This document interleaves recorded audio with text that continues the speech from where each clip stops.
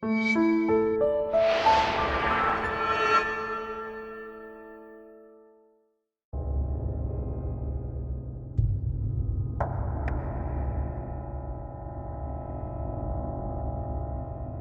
I'm Captain Logan. And I'm Eric. And today, Eric made me watch Dr. Mordrid with Jeffrey Combs, the second Jeffrey Combs film. Kind of cult classic Jeffrey Combs film we've reviewed here on the show. I don't know if it's a cult classic. It's not like Reanimator. Not like Reanimator, no, certainly not. But do you think there might be enough people who have seen and liked this movie that we could make the sequel we want to make? Because that was my big takeaway from this, is I was like, oh, I can make this movie. I want to make a sequel. So, Eric, you picked this because it was originally supposed to be a Doctor Strange movie. It was originally supposed to be a Doctor Strange movie, and then, like, at the 9th hour, they lost the rights. Mm-hmm. And they changed the script. I can't imagine much. Because this is as close to Doctor Strange as the Captain America movies are to Captain America. Absolutely. Mm-hmm. Or even the Spider-Man TV show is to Spider-Man, at least that pilot. Yeah. Like Fantastic Four. Well, Fantastic Four was a lot closer. Yeah. I'm talking Roger Corman. Yeah. So and this, of course, reminded me a lot of Roger Corman. But Nick Fury was even a few years later than those. Yeah. And some of the things we're talking about were theatrical, and some of them were direct-to-video. Yeah, I keep having to remind myself that this was direct-to-video because, okay, now that I've seen it, it certainly looks like it. But I mean, I've seen, that Captain America movie could have easily been a direct-to-video thing too. It was a TV movie. Oh, you're talking about that Captain America I'm not talking about Death Too Soon and I was talking about those two. Yeah, I was thinking of that in relation to this. Well, mostly because those were late 70s. The Captain America movie was 1990. This was 1992. Yeah. That's why I thought that's what we were talking about. No, that's not what I was thinking of. I was just talking about adaptations of Marvel properties and... Oh, this is closer to the source material than the TV Captain America movies were. This is on par with Captain America, I think. Until you change the names and stuff. Yeah. But I think you're absolutely right. I think it was probably, his name was Stephen Strange instead of Anton Mordrid, and that's it, and maybe... We added, We added a kind of sex nude scene. I don't think that would have been there if it was Marvel property. Oh no, certainly And there's one character who won't stop saying the F-bomb. No one else swears in this movie except for that character. And he's got at least 3 every time he's on screen. Yeah. It is possible, and I haven't looked into this, maybe there's information. Mm-hmm. This is probably not one of those things that somebody would make a documentary about. It should be. There is a making of. We should have watched that. We should have watched that. But our rules with this show are, we watch it, and then you get a direct reaction watch it after. From the patsy who hasn't seen it. Anyway, so I imagine it's possible that the generic random minions of evil that almost get released could have been just Dormammu. Or something else from the... I think there's a...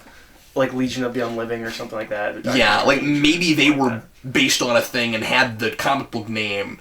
Well, and the bad guy is obviously Mordo. Would have been Mordo. Yeah, okay, probably. Sure. Mm-hmm. I wasn't thinking of that because this guy is just straight up evil in the first place, but yeah, okay, sure. Yeah. And then she could have been Clea or somebody. I think she would have been nobody. We do that in all of these movies. But there's a random love interest that's not a But we also tend character. to take a name that has nothing to do with the personality or the job that they have and make that... I mean, if memory serves, we kind of sort of did that with the... excuse me. With the pilot for the Doctor Strange movie, in the late 70s. I think Clea's in that, and she's... Which I like quite a bit. Yeah, and I can't remember, was she a cop? I forget what she... Or was she... No, she was a college student in that. Yeah. Yeah. Anyway, no, that's miles above this. Script and story-wise. They're comparable as far as the production values. Yeah. But anyway, synopsis. Go right ahead, sir. Good luck. Well, it's not hard. Oh, no. I'm just saying, good luck in not cracking up in the middle of it. Well, Dr. Mordrid is Sorcerer Supreme. He is defending the back of this box calls him Master of the Unknown. Front of the box calls him that too. Master, I love that. I'm reading the back of the box. The back of the box, everyone's looking is going, yeah. So does the front, Cap. I'm sorry, continue. He's a century-old sorcerer who defends Earth from evil. It does seem like the only evil is the bad guy Cabal. Cabal and Dr. Mordrid were childhood friends, maybe siblings. Maybe they were siblings. I couldn't really tell. Yeah, they were raised together, and one of them was evil. Yeah, and one of them was good. And Cabal, at some point, Dr. Mordrid has stopped Cabal and sealed him away in this floating island prison. Mm-hmm. Cabal has escaped, and he's going to release the forces of darkness upon the Earth, and Dr. Mordrid is trying to stop him. Mm-hmm. It's an alright synopsis, I think. Yeah, sure, absolutely. Oh, and stop-motion dinosaurs. Dinosaur skeletons. At a museum, yeah. I always told you, the ending of this movie goes way bigger than its budget allows. Yeah, yes it does. So, let me ask you this question right away before I forget, which is, because at first I thought maybe the idea was he's only been practicing sorcery for 150 years, and then there's all this talk about his having a magical form versus a mortal form. We'll get into all of that, but I don't think it makes any sense. And here's my question, okay? Because then they give us that flashback, which is basically just a placeholder so we have something to look at while... nothing's happening. It's just two kids sitting like this. And one is good, and he looks like this. And then the other is bad, and he looks like this. And that's kind of the difference. With less of a smirk than I just get. Oh, and he should have had a bigger mouth, but he didn't. But and then the book raises up and it lights on fire. Yes. So anyway, here's my question: if they were kids at that time and raised together, mm-hmm. and we know that Mordrid is supposed to be like 100, 150 years old. I think 150 comes up. Mm-hmm. How come Cabal remembers dinosaurs? Yeah. Unless he's only been on Earth for that long. Maybe he's an older... But it would be both of them, right? Well, no. I mean, maybe Mordrid has only been on Earth for 100 years, and so like maybe they might remember dinosaurs. I would have to maybe look at that scene again, because it sure seemed like they were siblings. Well, no. What I mean is, yeah, that could have been a really long time ago. And, like, from whatever plane of existence they're on, they could see Earth and they could see dinosaurs, and they're older. They could be millions of years old, but he's only been on Earth for 100 years. Were they? Because he said he was put in this position. Were they in the fourth dimension in the flashback? I guess is what you're alluding to. Yeah, maybe. I don't know. Yeah. Cabal also kind of makes it seem like he's Satan because he talks about how he fell. Not a lot of thought put into this script, seriously. There's a lot of just people saying things. I really don't know what that mortal versus immortal form thing is about, because I don't know what Dr. Mordrid is able to do when he is in his more celestial form versus when he's mortal, because at the end you have the big showdown and Cabal is like, you have no power over me, and he's like, but I can cast spells, and I'm like, what's the difference? He shoots him through a glass thing. Can I just say I was highly entertained by this movie. It's really fun. Now, I was entertained mostly by all the questions I was asking. Now, I mean, this is a film I've only seen once. Like, why you would have... This is not a film I have... This is... Because there's a couple of, like bad movies I've gone back to a number of times. This is a film I only watched once. I liked it. I like it quite a bit. I really just pulled it out because Doctor Strange is topical. Because Doctor Strange just came out, yeah. And we should talk about what here is like Doctor Strange. And Jeffrey Combs. That will take 5 seconds. But, so, no, not really. I mean, there's certainly some stuff. But I gotta throw this out there, because this was the thing I was preoccupied by most of the whole movie, and Eric just kept going, it's not that big of a deal! And I was like, no, it drives me crazy! So, he has this big, giant headquarters inside of a... it's like a tenement building. Of it. Well, no, it's not a tenement. It's just a regular apartment building in New York City. But there only seems to be one floor. Okay, I'm not sure, but I don't know. In the back of it is this big, giant, like, suite, and it looks like any, like, sorcerer's headquarters you've seen. It's, like, library-esque. It is one level, but it's huge, and it's, like, it's, like, diamond-shaped. Mixed with, like, the Batcave.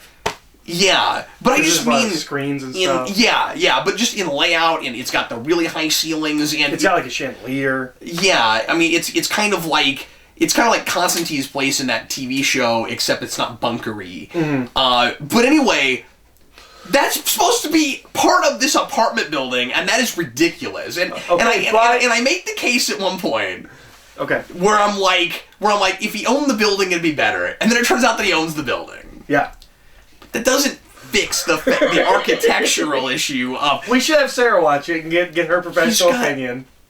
He's got like these 12 feet tall ceilings, and then the hallway does not have a ceiling that tall. So like, this building should look really wacky from outside. Anyway, I could not get my mind around that. I thought it was really weird. I like how everybody else's rooms have numbers or letters, but his doesn't have anything. Like, even being the person who owns the place, I think you would have that. I think it's weird that Doctor Strange effectively is a landlord. Yeah, no, that's a weird choice that feels like the kinds of things that we did in, like, the TV movies for, like, Spider-Man and Captain America and stuff like that. I will say this didn't, by the end, feel as piloty as I thought it did in the middle. Mm-hmm. Because of where we're left at the end of it. Although, by the end of it, he does come back, so maybe it is a little bit, but we got rid of the bad guy, and, I don't know. Ultimately, it does kind of feel more like a self-contained thing, which I guess I appreciate. But, I don't know, Until we make our sequel. Yes, which, honestly, I really kind of want to do. But, okay, so, let's talk about the Doctor Strange parallels, the things they actually pulled, and some of the things that they clearly were looking at the Doctor Strange comics when they wrote this. He's got, basically, the Eye of Agamotto. Yep. So he does have the amulet. They make a big deal out of the amulet. His costume is similar, but all blue. Mm-hmm.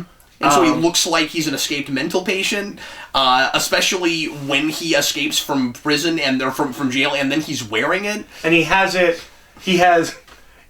as one piece hung up, and then on another hanger is the Eye of Agamotto, and then there's a big bookshelf that hides it, like a superhero. And that's all he's got behind there, and yet he's not working very hard to hide the fact that he's a sorcerer and what his powers are and stuff. He's a professor of black magic. Yeah. Like, he's an accredited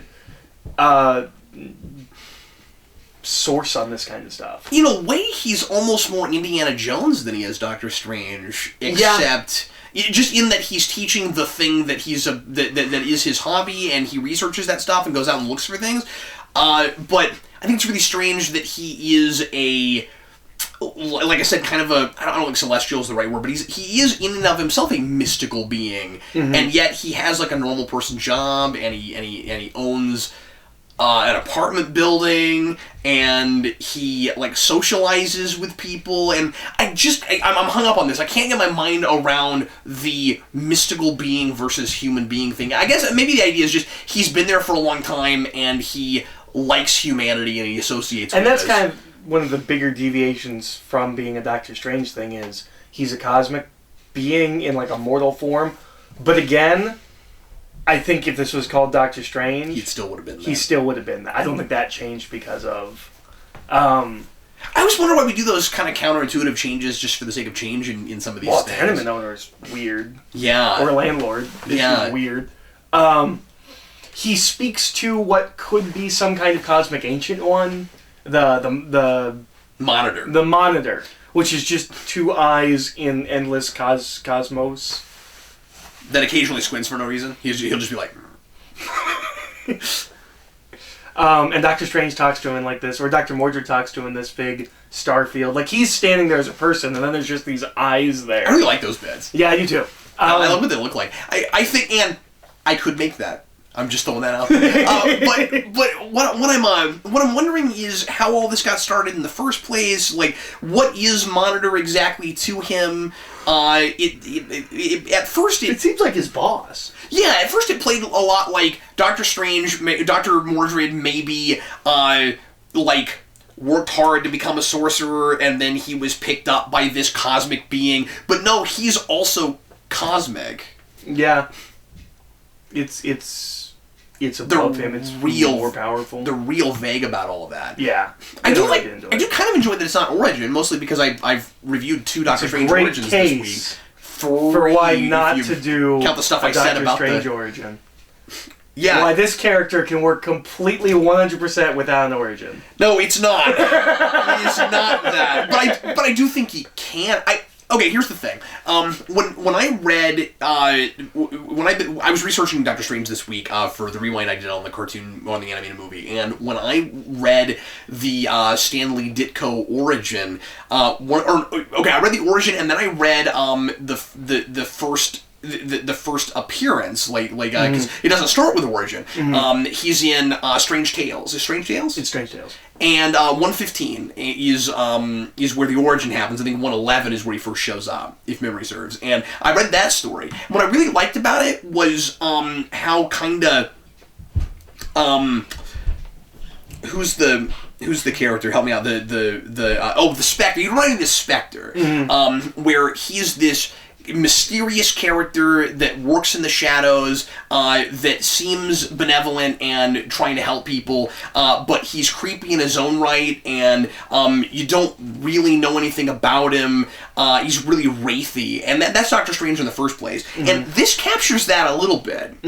I mean, we're with him, and he has a headquarters, and we're we go to those places, but I kind of do enjoy how he's kind of mysterious, and I don't know a lot about him, but then at the same time, I don't know how much the movie's doing that on purpose. Like, I feel like it thinks it has explained to us who this guy is and where he came from, and I'm kind of more lost than I feel like I even would be if you just jumped us in there and didn't tell us where he came from. Because I could deduce some things and it would make more sense in my head. But I wonder how much of that is an influence from 89. There's certainly some Batman 89 influence on this. Oh, absolutely. In the score. And a lot. Yeah. And this is not an Elfman score, but it sure thinks it is. It sure wishes it was. This is one of the most meandery, undedicated scores I've ever listened to. This score is needs therapy or needs to be on depression pills, because it is just like all over the place. It is unsure of whether or not it should be there. It has this score is really unsure of itself, Eric. It's got anxiety issues. It's got anxiety issues. There are there are places where, at its most dramatic, when it really ramps up, it's just like I said, it's undedicated. It'll go na na na na na na, and then it feels like it goes na na na. It is bizarre. That is an uncomfortable score, and I don't mean to make me uncomfortable. The score itself is uncomfortable. It's got self-esteem issues. It's got self-esteem issues, exactly. Yeah, we need to teach this about some kind of... The score needed to watch the Mr. Rogers' Neighborhood. Na na na na na na. Anyway, other things that are actually like Doctor Strange, or that we think maybe it borrowed from. Multiple dimensions. Yep, we have those. We're told there are 4 dimensions. I think 4. It might be 3. We have. I was just thinking about Captain Proton from Star Trek Voyager. Everyone knows there are only 5 dimensions. We go to the floating island prison, which is clearly not within this realm. It's somewhere else. That was actually cool. Yeah. No, that was cool. I don't think that's a direct parallel from anything from Doctor Strange. But, like, if Doctor Strange went to a floating island prison, you wouldn't be like, what is this now? No, you'd be like, yeah, no, that makes sense. Doctor Strange goes to a floating island prison. And again, we've got beings from another dimension that want to come in and take ours over, and that's Dormammu. But other than that, he's movie not. might have borrowed a little bit from this. He's not a. He's not a doctor. Even though he's called a doctor. Well, he is a doctor. He's like a scientist doctor. Okay, sure, yeah. So he's got a PhD. Yeah. So he's that kind of a doctor. He has a PhD in the black arts. So they at least get away, and I would assume like in history or something, probably, right? Like that's his focus. But I would assume it's probably like a PhD in archaeology or history or something. Yeah. Well, and he says, because she's like walking around like his apartment, and he's like, "Oh, you have all these really old things." He's like, "Oh yeah, I've collected them for a while." He's really bad at covering up the fact that he's like 100 years old. He's not even trying though. Like, no, he does because there's that scene, and there's also she's like, "Oh man, New York was so much better 100 years ago." He goes, "It was, I imagine." See, there's pictures of New York 100 years ago. I liked your idea of how they could have done that alternately. Where it's like, it was? Question mark? Yeah, just like with his character in Reanimator, I don't get a good read on him. Jeffrey Combs is a lot of fun. This is supposed to just be benevolent good guy superhero. It's straight up good versus evil. There's nothing more complicated to it than that. We get and he explains it that way. He does. Yeah. I mean, the bad guy has the superior, the standard classic superiority complex. The survival of the strongest. Most powerful should lead thing. But a lot of the time we just equate that with evil. Okay, fascist equals evil. Done. Well, and there's some times where we have like close-ups on Mordrid's face, and it just kind of sits there, and it's like, I don't know what I'm supposed to be getting from this. Yeah. What are you feeling? I know you don't know. I know you just showed up for a paycheck. You're in between episodes of Star Trek or whatever, but...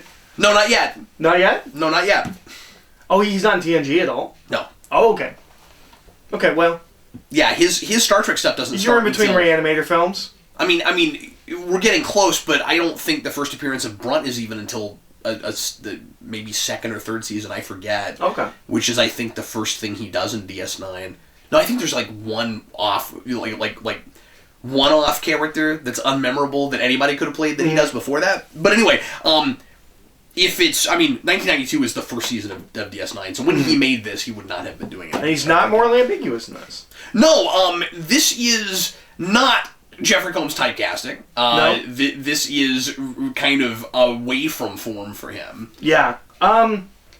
It's in that weird wheelhouse.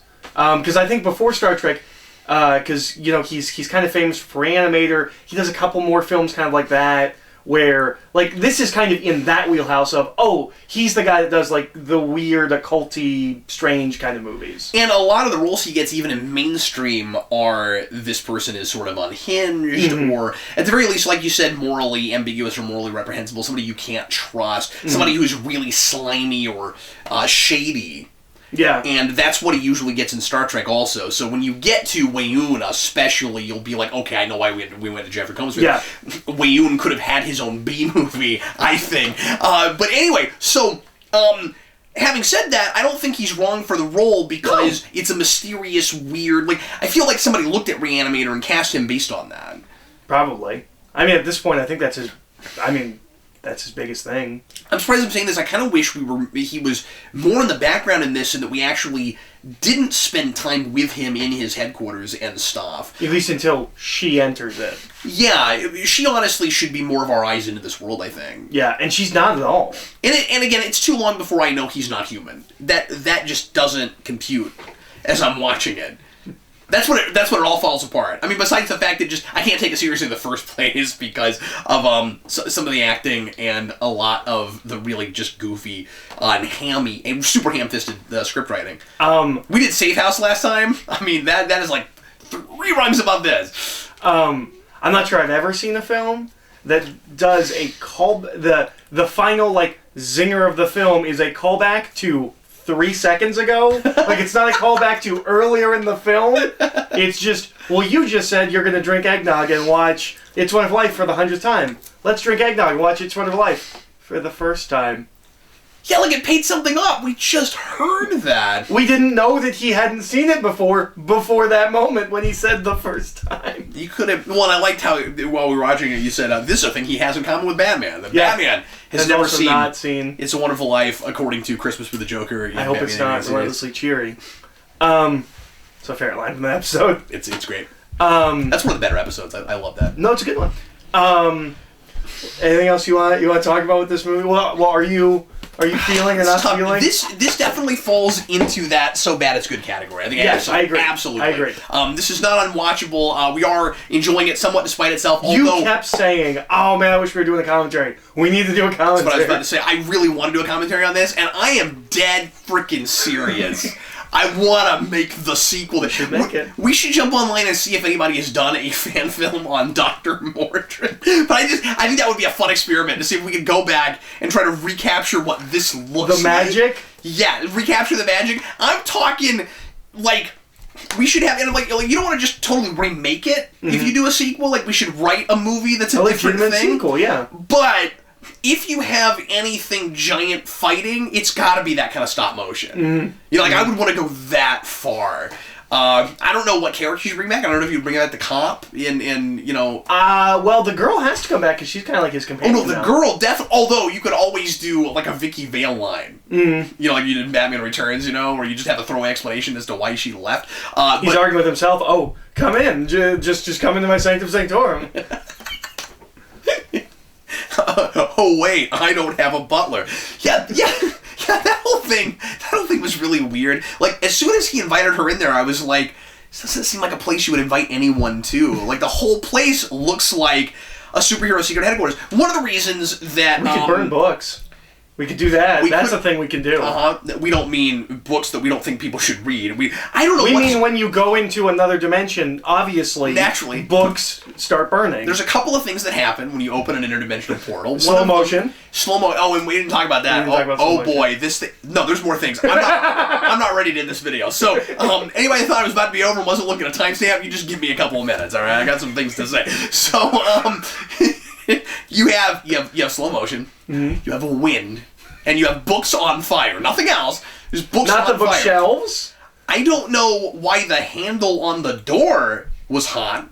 There's no explanation about that. I assume it's just he puts a spell on it so that nobody comes in. Maybe. But how has this never happened before? How has the fire department never been called before? He's like, why are you fire people here? It's great because he opens the door right as they're about to like slice through with the axe. Yeah, he goes, what are you people doing here? Yeah, it's great. I don't know why the firemen are like, this is a small nitpicky point. I don't have to nitpick, but there's this line where one of the firemen, they're nitpicks. One of the firemen is like, it's against the law. No, it's a cop. Was it a cop? Okay, fine. It's a cop, and he's like, it's against the law. I mean, we just want. Apparently we have lots of space in jails in this world because we want to throw everybody in jail for nothing for as long as humanly possible in this movie.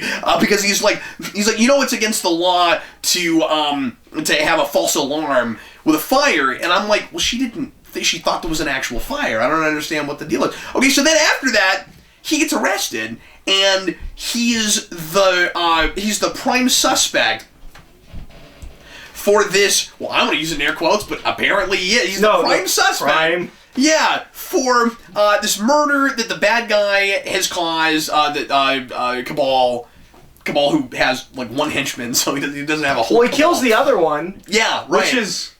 I'm still not sure why. I didn't know something ritual. She has to be naked, and then like he burns her forehead. Right. And her body is found with that thing burned into it, which is the same symbol as the Eye of Agamotto thing. And because Dr. Mordrid has that, he's a suspect. A suspect. They don't have anything else to go on. This cop is trying to suspend him indefinitely, keep him there until they know anything. That's not even legal. And like you mentioned, 24 hours. Yeah, and also, I don't think they can even hold him that long because they have nothing beyond, the symbol.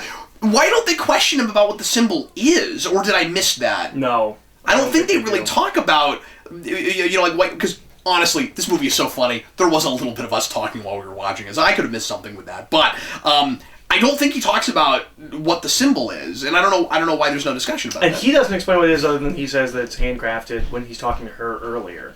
And she explains that. She's like, "Is this Celtic?" And he's like, "No, it's handcrafted." I'm also not sure why she trusts him so quickly. Yeah. Well, I mean, you don't want your landlord on you don't want to be on the wrong side of your landlord. That's a good point. Mm-hmm. They have something in common. They both live in the building that he owns. And I feel like there were one or two other things I want to... Okay, so I kept complaining about the slow motion because it's the most counterintuitive slow motion I've ever seen. Like 51 seconds into this movie, we're looking at a car pulling up in slow motion, and I'm like, what is going on right now? Like has time itself slowed down? And then we find out that Dr. Mordrid can stop time and slow things down. I think he kind of does both. Mm. And I'm like, okay, in a movie where your protagonist has magical powers, and we slow down the footage to show this actually physically happening, you should never have slow motion that is not mystical. But they don't have the technology or know how... Or if so, you gotta know for sure that there's not a magic spell causing it. But they don't have the technology or know how to do someone not in slow motion and somebody in slow motion at the same time. Yeah. So whenever that happens, it's just people moving slow. It's great. Yeah, that's hilarious. But I kept bringing that up, and Eric kept going, okay, we gotta stretch this to 74 minutes. And, I mean, it's a short movie. It's 74 minutes. This is shorter. This is a little bit shorter than a lot of the direct-to-video animated movies. Is it shorter than Doctor Strange animated film? Yeah, I think it's like right around... No, I think that was like 80. Yeah. 75, 80. Anyway, so... I absolutely agree with you that that's what's going on, because there is not enough material here to keep the thing going, and there could have been, we could have spent some time actually developing this relationship with him and the cop lady and things like that, but I'm not gonna spend a lot of time talking about what we could have done character-wise and fleshing this stuff out, because that's obviously not why we're here, and we're not even trying with that stuff. Yeah, there's no real people or anything. I think the lady is serviceable. I mean, she's okay. I don't think anybody's great in this. No. The minion guy is great in this. But he's just one of the jerks from The Crow. Yeah. He's just one of the street before thugs The from Crow. Yet another film drawing from this cinematic classic. And we shouldn't note that Jay... This wasn't before The Crow. 92. The Crow's like 94, 95. Is it? I'm almost positive. Is it 94? I think so. Okay. We'll look into it, but I know it's after this. I'm almost positive. Yeah, I thought it was a year or two before that, but maybe wrong. Because I think Brandon Lee is largely a 90s star before he dies. Yeah. So it couldn't have been. It's been a little 91. Bit since I've looked into The Crow. I think you're right, yeah. But I'm reading his name because I don't actually know his name. But Jay Acavone. You know what? And I never looked him up, and I've seen him in 115 things. Yep.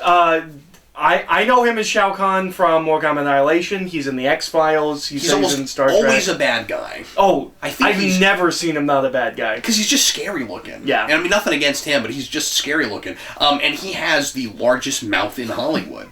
He does. I'm sorry. That's what his friends call him the Mouth.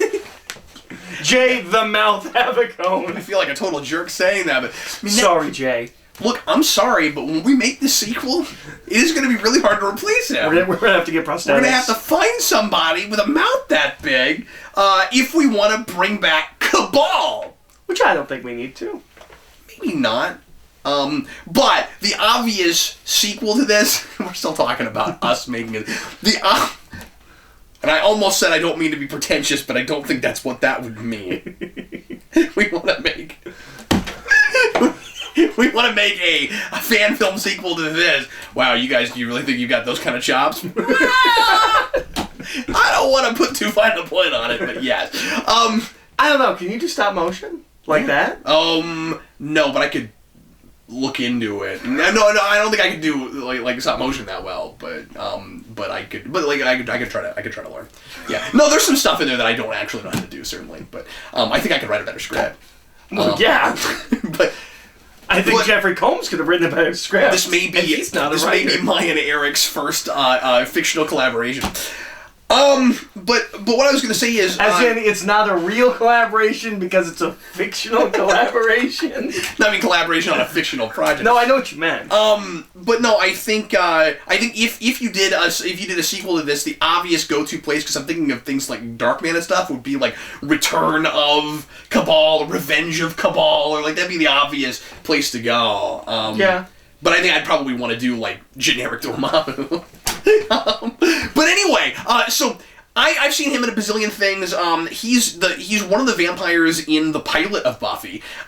He's one of the I think it's the pilot where they take everybody hostage inside the club.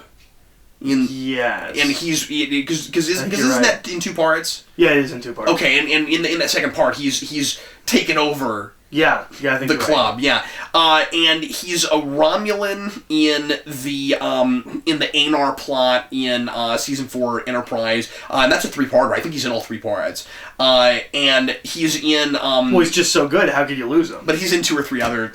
He's got just 2 or 3 other episodes of Star Trek, but I think he's in a TNG. I think outside of Star Trek, probably what people would most know him for is X-Files. Is a space bounty hunter in X-Files.